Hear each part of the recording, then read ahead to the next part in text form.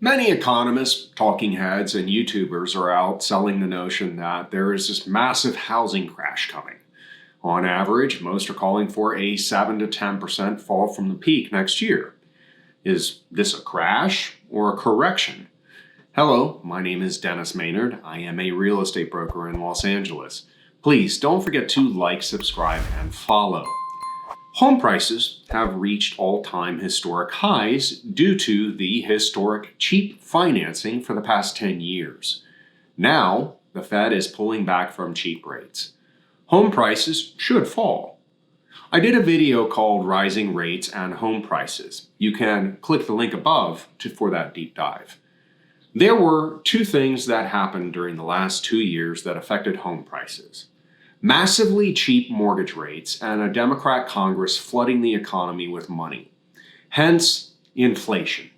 Now, the Fed is trying to take away the candy from the children by raising rates.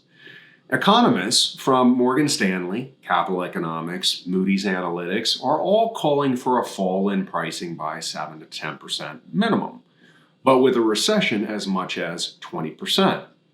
If we look at the case-shiller nationwide home price index, from January 2020 to June 2022, the index rose 31%.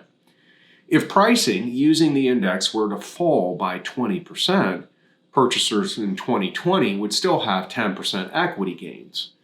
Well, that doesn't sound like a crash. But what about the massive spike in foreclosures? For the uneducated, this would be scary, right? When put into perspective, the number of foreclosures is still at all-time lows since 1979. The overly huge, massive, end-of-the-world spike in foreclosures at 88,000 total year-to-date is nothing compared to the 2 million that occurred in 2009. That's like giving a whale a Tic Tac. Okay, so that doesn't sound like a housing crash. I will go into further arguments on this subject in this month's market update.